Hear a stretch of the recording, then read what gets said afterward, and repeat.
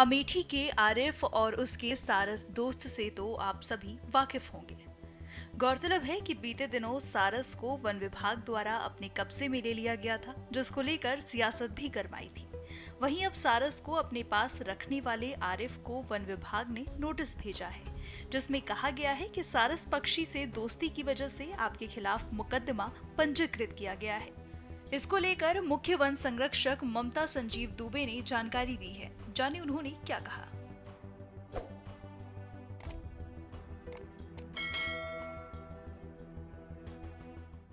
जो भी wild animals होते हैं वो आदमी से दूर भागते हैं, लेकिन नेचुरली जब वो साल भर से था, उसके साथ ही रह रहा था, तो इम्प्रिंटिंग हो गई, फॉलो करता है। सच्चाई ये है कि जिस समय अंडों से बच्चे निकलते हैं तो जो भी मूविंग ऑब्जेक्ट उनको मिलता है वो उसके पीछे पीछे चल पड़ते हैं।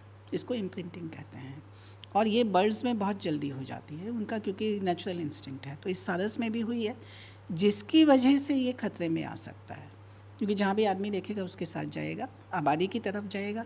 इनफैक्ट जब हमने इसको एक दिन ये भी नोटिस किया गया कि जो आबादी में फेरल डॉग्स होते हैं, जो स्ट्रे डॉग्स होते हैं, वो भी इसको घेर के मार सकते हैं। तो ऐसी स्थिति में ये बहुत ज़रूरी था कि हम इसको रेस्क्यू करके किसी सेफ जगह पे ले जाएं। मैम, बचाने के लिए नोटिस इशू करने का और क्या कारण है, क्यों आखिर में नोटिस इशू किया गया? देखिए, बचाने के लिए हम कभी नोटिस इशू नहीं करते। पहले भी बहुत जगह हुआ है कि वाइल्ड एनिमल्स घायल अवस्था में मिले और लोगों ने हमें इन्फॉर्म किया, हमने उन्हें रेस्क्यू किया, हमने कभी नोटिस इशू नहीं किया। बात ये होती है कि वाइल्ड एनिमल आपको मिला, आपने कभी इन्फॉर्म नहीं किया।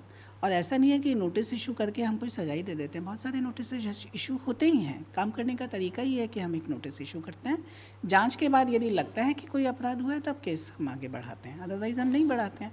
सेकेंडली, बचाने के लिए कोई नोटिस नहीं इशू किया गया, लेकिन आप ये समझिए कि ना तो विभाग को इन्फॉर्म किया गया, जो कि नियम कहता है, उसके बाद उसको ऐसे रखा गया है जैसा खाना खिलाया गया, जो उसके कि नेचुरल उसके लिए नहीं है।